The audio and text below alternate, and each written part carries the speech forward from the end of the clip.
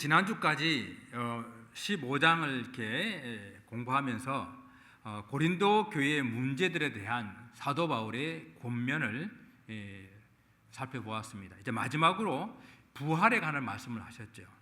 정말 부활이라고 하는 것은 우리 성도들에 있어서 가장 신앙의 핵심이고 또 저 하늘의 영원한 생명에 관한 그런 말씀이잖아요. 그런데 오늘 16장의 이야기를 시작하면서 헌금에 관한 이야기를 합니다. 헌금에 관한 이야기를 하니까 마치 땅의 이야기를 하는 것 같아요. 하늘의 이야기를 하다가 갑자기 땅의 이야기를 하는 것 같고, 또 설교를 이렇게 준비하면서 제가 10년 이렇게 목회하면서 헌금에 관한 설교를 이제 세 번째인가 두 번째인가 합니다. 그만큼 헌금에 관한 설교는 하기가 쉽지가 않고, 또 그렇게 뭐 본문에 나오니까 이제 하는 것이지 일부러 하기에는 그렇게 쉽지 않은 그런 내용들이죠. 그러나 하늘의 삶인 부활의 신앙을 가지고 있는 성도들이라고 한다면은 이 세상 살아가면서 우리가 이 세상에 있는 물질을 가장 아름답게 귀하게 사용하는 것, 저는 그것이 오히려 저 하늘을 소망하는 사람들의 삶이 아닐까 생각을 합니다.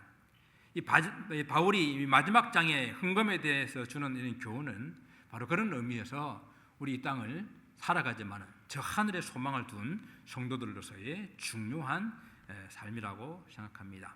성경에서 가르쳐주고 있는 헌금에 대해서 한번 깊이 생각해보는 시간 되기를 원합니다. 여러분, 우리가 예배 순서에 있어서 헌금은 중요한 한 부분을 차지합니다. 많은 교회들이 예배 시간에 헌금 주머니를 이렇게 돌립니다. 돌려서 헌금을 하는 그런 경우도 있지만은 또 입구에 놓여 있는, 들어오면서 여러분들이 자율적으로 넣는 그 헌금도 동일한 예배 순서의 하나예요. 예배 순서로 우리가 올려드리는 것입니다. 그리고 헌금하는 것은 봉헌이라는 말을 또 이렇게 쓰고 있잖아요. 그래서 헌금을 할 때에 여러분들이 그냥 이렇게 쉽게 하지 마시고 오늘 내 예배 순서의 가장 중요한 순서로 내가 하나님께 예배에 참여한다라는 그런 마음을 가지고 할 수 있기를 바랍니다. 근데 오늘 본문에서 이 헌금을 어떤 이름으로 부르고 있습니까? 뭐라 그랬어요? 연보라 그랬어요. 연보 1절에서 성도를 위한 연보에 관하여는 이렇게 말합니다. 연보라는 말 자체가 어떤 자기 있는 것을 내어놓아서 이렇게 남을 돕는 그런 것을 연보라고 이렇게 말을 해요. 그러니까 연보라는 이야기 속에는 타인을 도와주는 데 좀 더 중점이 있는 그러한 단어입니다. 사도 바울이 오늘 본문에서 연보라는 말을 사용한 것도 고린도 교회가 예루살렘 교회를 돕기 위한 그런 목적으로 헌금을 하는 것이어서 연보라고 쓴 거예요. 우리가 예배 시간에 또 지금도 사용하고 있는 헌금이라는 이 말은 히브리어의 코르반이라는 뜻이에요. 코르반, 하나님께 드림이 된다, 하나님께 드린다 라는 그런 의미에서 코르반이라는 단어를 쓰게 되는데, 구약에서 뭐 성전을 보수하거나 또 여러 가지 드려진 예물도 다 이렇게 코르반이라고 이렇게 불렀어요. 근데 이제 좀 신약 성경에서는 이 코르반이라고 해당되는 이 헌금이라는 단어가 예수님께서 2렙돈을 드린 과부의 그 헌금 외에는 다른 곳에서는 헌금이라는 단어를 쓰지를 않아요. 대부분 다 연보라는 단어를 썼습니다. 그래서 성경에서는 오히려 많은 경우에 연보라고 표현을 하고 있다라는 거예요. 그래서 그 연보라는 이 단어는 뭐 나누어 준다, 때로는 콜렉트 모금한다, 또 이게 너그러움을 표현한다, 아니면 축복 혹은 은혜를 나눈다라는 이런 의미를 가지고 있어요. 그래서 사람들은 헌금의 그 의미와 목적을 생각하게 될 때에 신약 시대에는 헌금이라는 말을 쓰지 않고 연보라는 말을 쓰는 것이 더 옳다라고 주장하는 사람들이 많이 있습니다. 하나님께서 물질을 직접 받으시는 것 아니고 우리가 하나님 앞에 받은 은혜에 감사함으로 물질을 드리게 되게 되면 그 물질을 다른 사람들을 위해서 주로 사용하기 때문에 연보라고 하는 것이 맞다라는 것이죠. 뭐 일리가 있는 말씀이에요. 우리가 물질을 드린다고 하나님께서 그 물질을 두 손을 직접 받으시는 것은 사실 아니지 않습니까? 엄밀하게 따지게 되면은 구약의 제사도요, 하나님께 직접 태워드리는 그런 제물이 있죠. 그런가 하면은 많은 그런 제물들은 제사장이나 레위인들이나 또 그의 가족들이나 가난한 사람들을 위해서 쓰게끔 되어 있는 것이 성전에 드리는 예물이었습니다. 화목제 같은 제사는 드리고 나는 그 제물을 온 제사를 드린 사람들이 함께 먹는 그러한 제사였어요. 모든 것을 다 하나님께 드린 예물이요 헌물인데 그의 목적에 따라 이렇게 쓰이기도 하고 저렇게 쓰이기도 하는데, 그래서 오늘날 그런 구분을 해가지고 헌금이 맞다, 연보가 맞다, 저는 그렇게 생각할 필요가 없다고 생각해요. 헌금이나 연보나 다 같은 의미에서 쓰이는 그런 용어라고 생각합니다.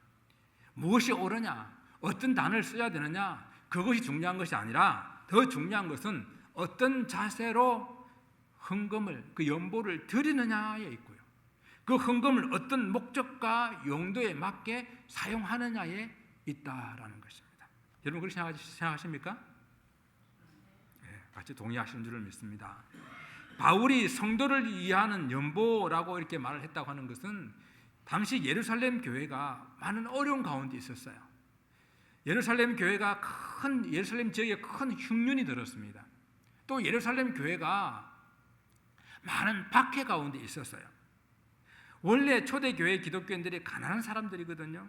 그런데 유대인들이 기독교를 믿게 됨으로써 그 동족으로부터 사회적인 많은 그런 불이익을 당해가지고 그들은 더욱더 가난하게 되었고 설상가상으로 큰 흉년이 들었고 또 로마 황제는 큰 핍박을 또 가했습니다. 그래서 예루살렘 교회가 많은 어려움들을 가지고 있었어요. 그런 예루살렘 교회를 향해서 사도 바울은 우리가 연보하자, 예루살렘 교회를 돕자라고 한 것입니다. 그래서 연보나 헌금이라는 단어가 아까 제가 축복이나 은혜를 나누는 그런 의미가 있다고 했잖아요. 그 의미를 한번 생각해 보게 되면은요, 우리가 헌금을 할 때에 여러분은 어떠신지 모르겠어요. 헌금을 할 때 이런 생각을 많이 하시는 분들이 있다 그래요. 우리 교회 말고 저 다른 교회에. 이 헌금을 하면 얼마나 축복을 받을까? 내가 이 헌금을 하면은 하나님 나를 얼마나 축복하실까 하는 그런 생각을 가지고 헌금을 한다고 그런답니다. 물론 하나님께 우리가 헌금을 하게 되면은, 연보를 하게 되면은 하나님 축복하십니다. 예.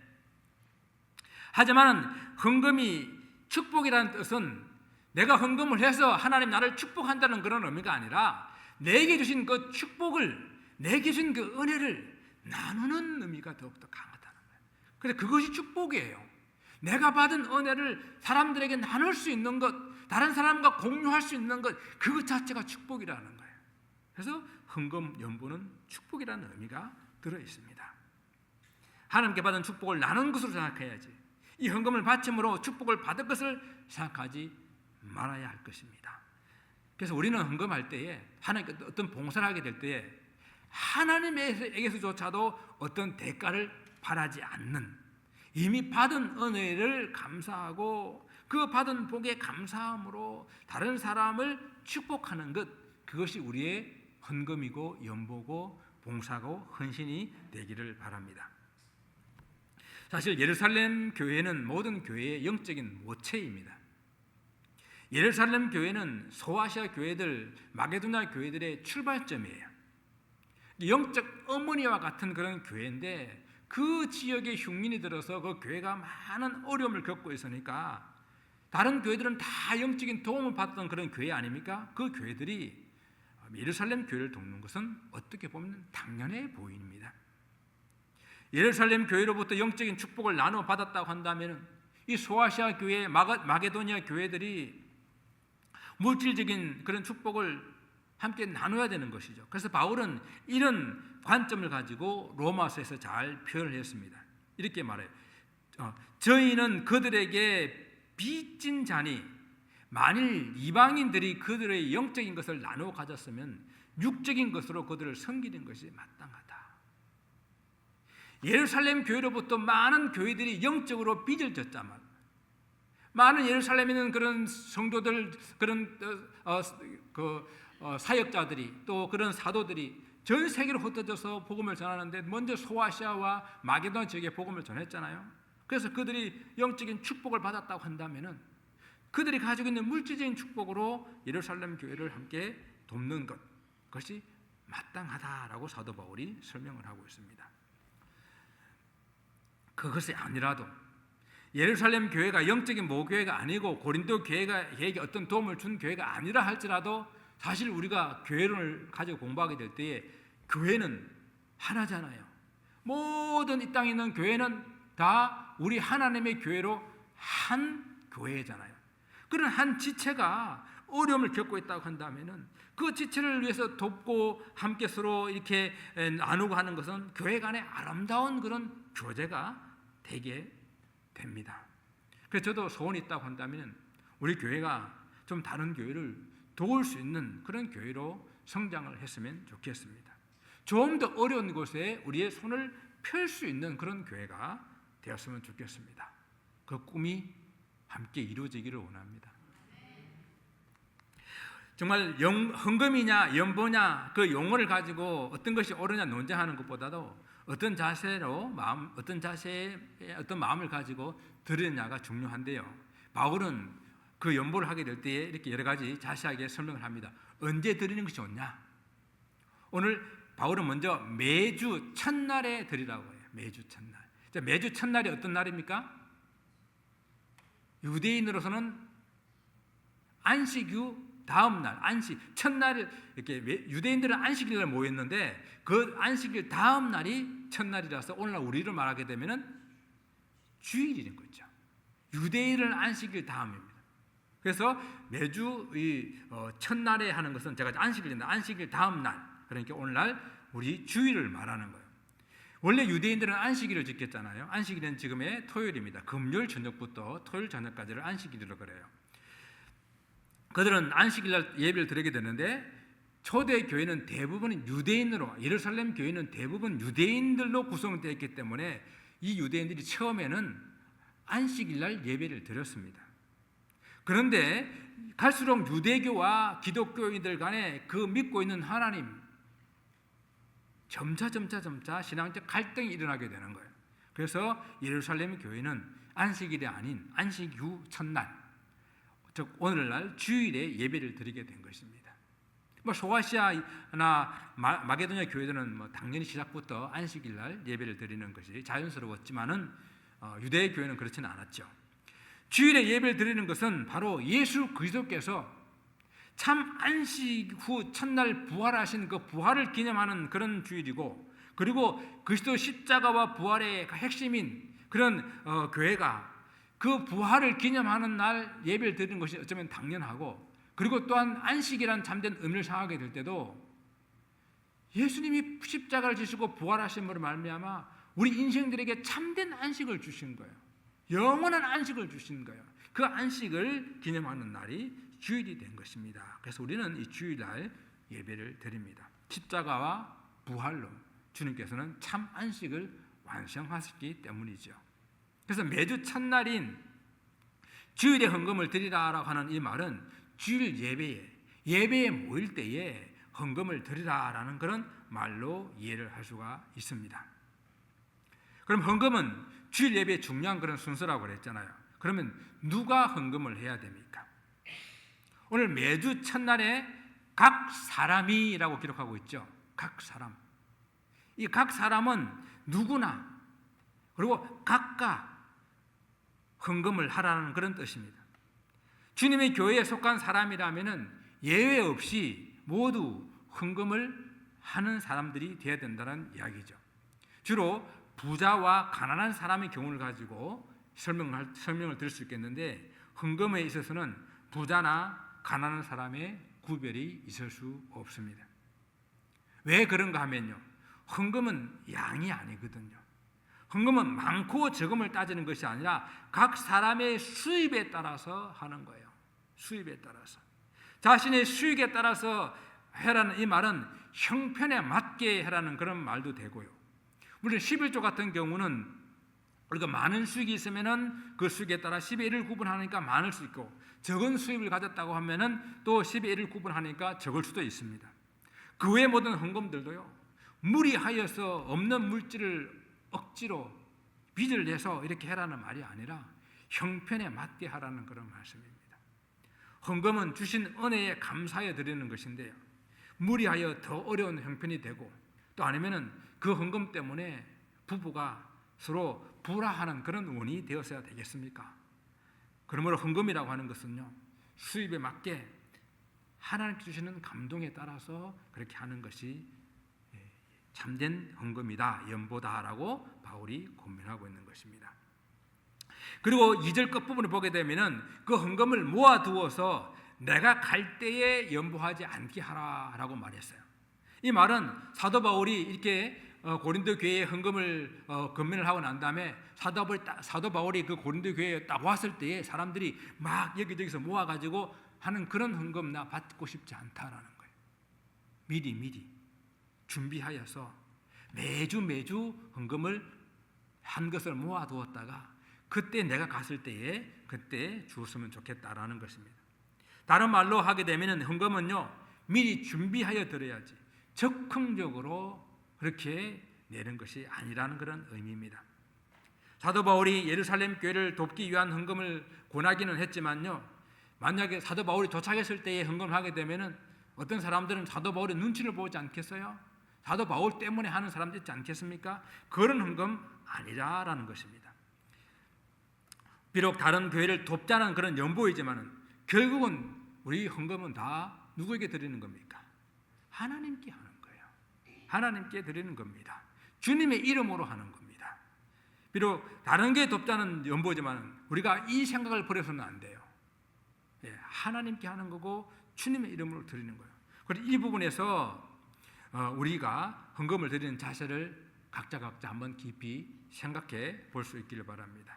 헌금을 드릴 때 늘 부부가 서로 기도하고 의논해서 헌금을 하나님께 드리고 또 형편에 맞게 하되 하나님 주신 감동에 따라서는 때로는 믿음이 필요한 그것이 바로 우리의 헌금 생활입니다. 제가 한국에 있을 때요, 저는 뭐 주일학교, 유치부, 청년부 이런 걸 다 두루두루 이렇게 해봤는데 주일학교를 담당하고 있을 때 한 장집사님, 제가 성을 장집사님으로 기억하고 있는데요, 그분이 딸 하나, 아들 하나를 두고 있어요. 그분은 항상 주머니에 자기 아이들과 같은 다른 나이, 자기 아이와 같은 그런 또래의 다른 아이들을 위한 주머니를 항상 더 가지고 있습니다. 자기 아이를 위해서 뭘 살 때에 그 주머니에다가 다른 애들을 위한 것도 이렇게 따로 준비를 해요. 그분은 항상 자기 아이들 생일이면은 생일을 절대 교회에서 안 하고 고아원을 찾아가가지고 고아원에 그 자기 아이와 같은 또래 아이들을 다 불러가지고 같이 이렇게 생일 잔치를 늘 하고 이렇게 했었습니다. 계획되고 준비된 다른 사람에게 무엇인가 이렇게 하나님의 사랑을 나눌 수 있는 어떤 준비된 그런 모습이라고 저는 늘 생각해서 참 이렇게 감동을 이렇게 받았습니다. 여러분, 우리의 부모들이 어땠습니까?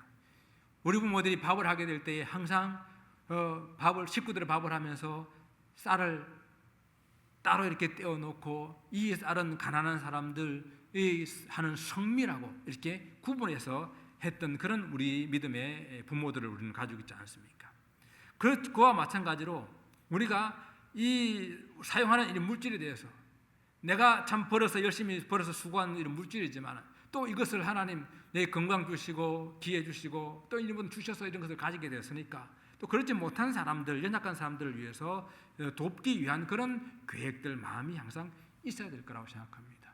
여러분, 마음만 있고 실천하지 못했던 분들이 계시다면은 이번에 실천할 수 있는 그런 길을 한번 가져보기를 바랍니다.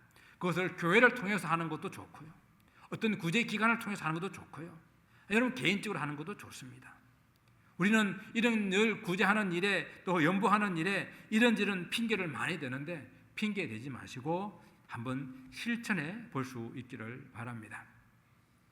여러분, 구약시대 때에는 제사를 드릴 때 제물을 가지고 나가했지만은 지금은 뭐 제사를 안 드리니까 성전도 없고 제사도 없는데 왜 우리는 이런 예물을 드려야 됩니까? 라고 반문하는 사람도 있어요. 뭐 예배가 제사도 없고 성전은 없는 것은 맞죠. 그러나 성전도 없고 제사도 없지만은 그러나 예수 그리스도께서 당신의 몸이 완전한 제물 되셔서 하나님께 드림으로 더 이상 제사가 필요 없게 되어지고 성전이 없어진 것이지 하나님께 바쳐야 할 부분들이 없어진 것은 아니라는 이야기입니다. 이제는 우리의 몸이 성전이고 우리 한 사람 한 사람이 하나님의 성전을 지어져가는 사람들이기 때문에 우리 삶 자체가 하나님께 드려지는 그런 제물 되야 되지 않겠습니까? 핑계를 자꾸만 안 드리고 안 하고 싶은 쪽으로 핑계를 삼지 마시기를 바랍니다. 성경에서 하나님께 대한 예물을 드리는 목적이 무엇이라 했는지 여러분 기억해야 합니다. 하나님께 직접 태워드리는 번제도 있어요. 하지만 많은 제물들이 누구를 위해서라고요? 그 제사장, 레위인들, 교회 안에 가난한 사람들, 교회 밖에 가난한 사람들, 그런 사람들을 위해서 필요한 예물들이었다라는 것입니다. 때로는 그 돈으로 성전을 보수하기도 하고 유지하기도 하는데 사용했지만은 또 많은 부분들은 가난한 사람들을 위해서 구제하는 일에 썼습니다. 성경에는요, 가난한 사람들을 위해서 매 3년에 한 번씩은 두 번째 11조를 들어가지고 그 11조는 온전히 가난한 사람들을 위해서 사용하도록 그렇게 신명기 14장에 규정하고 있습니다. 신약의 교회에서는 당연히 우리가 물질이 아닌 물건이 아닌 돈으로 헌금하지만은 역시 이 또한 교역자나 또 구제나 또 교회 가는 많은 사역들을 위해서 사용해야 하는 것입니다. 일부 교회들이 헌금을 거두는 방법에 있어서 이상한 방법들을 써가지고 문제가 되는 경우는 있지만요, 더 많은 문제는 어디서 생깁니까? 헌금을 관리하고 사용하다가 생기는 거예요. 교회에 많은 어려움들이 겪는 교회들 한번 보십시오. 대부분 교회들이 다 이 헌금 물질 때문에 이 물질 가지고 어떻게 하다가 교회들이 어려움을 겪는 분들이 많이 있습니다. 그래서 사도 바울은 오늘 이 물질에 사용하게 될 때에 이 사람들이 이 물질에 약하고 물질에 유혹받는 그런 존재들인 것을 알기 때문에 바울이 적절한 그런 방법으로 권면을 하고 있습니다. 우리 한번 배워볼 필요가 있어요. 오늘 보면 3절 말씀을 한번 보게 되니까요. 3절 말씀 보니까 내가 이럴 때랑 하더니 고린도 교회에 도착할 때를 말합니다. 내가 이럴 때에 너희가 인정한 사람에게 편지를 주어 너희의 그 은혜라고 하는 것은 이 연보를 말합니다. 예루살렘으로 가지고 가게 하리니. 사도 바울은 뭘 말합니까? 헌금을 전달하는 일에 바울이 직접 관여하지 않겠다는 거예요. 다만 바울은 예루살렘으로 가는 그 사람들한테 편지를 써서 그 일이 잘 될 수 있도록 편지를 써주겠다는 이야기입니다. 바울은 자신이 도착했을 때에 헌금을 거두는 일도 하지 말게 했지만은 헌금을 직접 처리하는 그 일도 자기가 하지 않겠다고 말합니다. 헌금에 대해서 조금이라도 시비거리가 생기지 않도록 하기 위해서 교회가 신뢰하고 교회가 인정할 만한 사람들을 그 사람들에게 다 일임하겠다는 거예요. 여러분 혹시 사도 바울이 이 골치 아픈 일, 나 거기에서 얽매이고 싶지도 않고 얽히고 싶지도 않고 귀찮은 일이니까 그냥 사도 바울이 슬쩍 빠지려고 하는 그런 모습으로 보입니까? 그렇지 않잖아요. 이 연보 자체를 바울이 제안한 거예요. 소아시아 교회들, 마게도냐 교회들 그 일일이 편지해가지고 지금 우리가 예루살렘 교회를 도와야 됩니다. 이렇게 하는 것이 마땅해 보입니다 하고 이렇게 권면을 했고요. 또 어떻게 헌금을 하면 좋을지 이 마게도냐 교회들한테 이렇게 이야기를 했습니다. 그리고 얼마가 모였던지 간에 그 결과를 가지고 사도 바울이 예루살렘을 가게 되면은 사도 바울이 인기가 좋아질 것이 틀림없잖아요. 그죠? 사도 바울이 다 이 마게도냐에 쓴 그런 거꾸로 우리 교회에서 헌금한 것을 내가 선교지에 가져가도 사람들이 들어갔다가 막 대접할 텐데 이는 거꾸로요. 거꾸로 선교지에 있는 모든 교회들이 다 헌금을 해가지고 본 교회를 도우러 왔을 때에 그것을 딱 가지고 모든 선교 활동에 선두에 섰던 사도 바울이 그걸 가지고 왔을 때에 얼마나 예루살렘 교회가 인정을 하겠습니까? 그런데 그거 안 하겠다는 거예요. 나 그거 안 하겠다. 오늘 우리가 요즘에 이렇게 천재지변이나 뭐 수해나 화재나 생겨가지고 이렇게 구제금 내게 되면 늘 방송에 누가 얼마 냈고, 어떤 단체에서 얼마 냈고, 그리고 항상 등장하는 게 뭡니까? 봉투 전달하는 그 사진과 함께 악수하는 거. 옛날 제가 고아원을 좀 좋아하는데 고아원 학생들이 제일 싫어하는 게 뭔지 압니까? 모여서 사진 찍는 거예요. 뭐 하나 조금 가져와가지고 다 나와 그래가지고 다 앉아나고 사진 찍고, 그거 제일 싫대요. 그런 모습인데, 더구나 이 연보는 사도 바울의 돈이 아니지 않습니까? 그것을 마치 자기 것인 양, 자기가 주는 것인 양 그렇게 우쭐거리며 생색내는 일, 그거 하지 않겠다는 이야기입니다. 바울은 오히려 이 일로 이방인 교회들과 예루살렘 교회가 좋은 교제가 일어났으면 좋겠다. 예루살렘 교회가 어려울 때에 이방인 교회들이 연보한 것을 받게 되었을 때에 이 예루살렘 교회가 이방인 교회에 대해서 마음이 활짝 열리지 않겠는가? 갈등이 있었거든요. 갈등이. 왜? 이방인 교회들은 유대인 교회들이 지키는 것들을 잘 안 지켰거든요. 유대인 교회는 좀 더 율법적이었어요.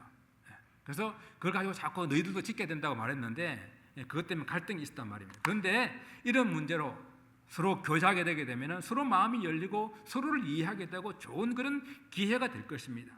교회 지도자들 간에 인격적인 그런 교분이 생겨서 장차 이 예루살렘 교회와 이방인 교회들과 힘을 합쳐서 하나님 나라를 세워나가는데 좋은 기회가 되는데, 사도 바울이 그걸 자기가 중간에 들어서서 빼앗지 않겠다는 이야기예요. 실제로 있지 않습니까? 바울이 이 예루살렘 올라가는 일에 동행을 했습니다. 그 동행한 것은 4절 말씀에서 자기가 한 말씀대로 한 것입니다. 만일 나도 가는 것이 합당하면 그들이 나와 함께 가리라. 이 이야기는 바울이 이 일로 자기가 어떤 공을 세우고 싶어 하는 것이 아니라, 내가 가는 것이 서로에게 유익이 된다고 한다면 내가 동행하겠습니다. 나의 유익을 위해서가 아니라 예루살렘 교회와 고린도 교회의 유익을 위해서 내가 동행하겠습니다 라고 말했어요. 그래서 바울은 동행을 했습니다. 그런데요, 이 일이 바울에게는 엄청나게 위험한 일이었어요. 실제적으로 사정전 보게 되면은 이때 올라가가지고 바울을 싫어하고 바울을 반대하는 사람들에게 붙잡혀가지고 감옥에 갇히는 거예요. 바울이 이러한 모습은 우리가 헌금을 하는 일만큼이나 모여진 헌금을 관리하고 사용하는 일이 중요하다는 것을 우리에게 말씀해 주고 있습니다. 우리가 알다시피 소아시아 교회나 이 마게도나 교회들이 헌금을 했는데 그들이 여유가 있어서 헌금을 한 것은 아니었습니다. 이들 교회는 대부분 구성원들이 노예나 그 사회의 하층 그런 계급의 사람들이었습니다. 그들도 없는 중에 힘에 지나치도록 헌금을 했습니다. 함께 헌금을 모아 놓았지만은 정말 그 안에는 어떤 사람에게는요, 어떤 성도의 피 같은 돈도 그 안에 있다는 이야기예요. 정말 과부의 2랩돈 같이 어떤 성도에게는 그것이 전부 있는 그런 돈도 그 속에는 있다는 이야기예요. 적게 들었지만은 예루살렘 교회에 대한 사랑과 그리고 기도가 담겨 있는 그런 돈도 그 속에는 있다는 이야기예요. 그렇기 때문에 성도들이 바친 그 헌금을 정말 잘 관리하고 잘 사용해야 한다는 이야기입니다. 교회 헌금이 관리 소홀로 손해를 보는 일이 발생하지 않도록 우리 재정을 담당하거나 또 교회의 중직자들은 정말로 조심을 해야 됩니다. 또한 그런 것은 절대 어떤 개인적인 용도로 사용해서는 안 되고, 또 사용처도 분명해야 되고 용도에 맞게 잘 사용해야 할 것입니다. 어떤 정신 나간 목사 이야기를 한번 들려드릴게요. 교회들이 재정 때문에 힘들어하는 것을 보면서 그가 답답하다고 하면서 이런 말을 합니다. 교회 재정을 당장 주식에 투자를 해래요. 자기 교회는 코로나 때에 정부로부터 받은 몇십만 불이 있는데 그 돈을 가지고 주식에 투자했더니 지금 몇백만 불이 됐다고 자랑을 하는 거예요. 제가 그냥 달려가서 마이크를 확 그냥 뺏어버리려고 그러다가 참았는데, 물론 코로나 때에 큰 교회들은 많은 돈을 정부로부터 받았습니다. 그렇다고 모든 교회들이 다 그렇게 하지는 않았어요. 그들이 받은 그 돈을 어떻게 하면, 작은 교회들은 왜 돈을 받지 못하느냐? 제대로 정부에 보고할 것이 없으니까 돈을 받지 못하는 거예요. 그래서 그런 교회를 돕기 위해서 초청해서 음식을 대접하고 그리고 그런 교회들에게 다 이렇게 나눠주는 교회들이 많았어요. 저희 교회도 받았습니다. 2번인가 받았어요. 예? 그런데 그 어려울 때에 그것을 가지고 투자해가지고 주식해가지고 돈을 재정을 불렸다고 자랑질하고 있는데 정말 얼굴이 화끈화끈 거렸습니다. 정말 덕스럽지 못한 모습이에요. 그렇다고 여러분들이 뭐 개인적으로 주식하는 걸 제가 나무라 그런 건 아니에요. 교회 돈은 그랬으면 안 된다는 거예요. 교회 재정은 그런 데 사는 것이 아니라는 이야기입니다. 별로 덕스럽지 못한 이야기를 하고 설교를 마치려고 하는 게 좀 그래서 또 좀 은혜로스러운 이야기를 하고 설교를 마치려고 합니다. 얼마 전에 어떤 분과 이렇게 점심 식사를 하러 가면서 나눈 이야기인데요. 그분은 평소에 물질에 대해서 가난하고 어려운 사람들은 항상 나누면서 살아야 된다라고 이렇게 생각을 가지고 계신 분이라고 말씀을 하셨습니다. 그래서 그분은 다른 사람을 도와주게 될 때에 정말 아무것도 바라지 않고 그저 도움받는 사람이 그 적은 도움으로 용기를 얻어서 다시 잘 일어났으면 좋겠다 하는 그런 마음으로 이렇게 돕는다고 그래요. 그러면서 어떤 도움을 요청하는 젊은이에게 면반부를 주면서 그렇게 말했다고 합니다. 나에게 이 돈을 갚을 생각하지 말고 당신이 나중에 잘 되면은 또 어려운 누군가를 도와주면서 살아라 하고 거저 드렸대요. 제가 그 말씀을 들으면서 더 이상 설교할 것이 없다. 이런 훌륭한 분들이 계신다고 한다면은 정말 이런 분들이 말로 참 크리스찬이구나라는 그런 생각을 하면서 참 감사한 적이 있습니다. 사랑하는 성도 여러분, 헌금에 대해서 절대 시험에 들지 마시고요. 그것이 어떤 목적 헌금이든 또 교회를 통해서 하시든 직접 하시든 하나님께서 감동을 주시는 대로 하시면서요. 하나님께서 주신 그 축복과 은혜를 나누는 그런 삶이 되시기를 바랍니다. 우리 모두 다 우리 주님으로부터 생명을 빚진 사람들이에요. 또 우리는 누군가의 도움으로 복음을 듣게 되었고 그 복음을 들어서 우리가 이 구원 얻은 삶을 복된 삶을 살고 있는 것입니다. 우리 믿음이 처음부터 다 대단한 믿음은 아니었지만 그러나 다 시작은 다 부족했지만 누군가의 도움으로 점점 우리 믿음도 성장해 나가고 있는 것입니다. 감사한 마음으로 은혜를 갚는 마음으로 우리가 마음을 담은 그런 물질을 나누는 그런 축복된 삶이 되시기를 주님 이름으로 축원을 드립니다. 기도하겠습니다.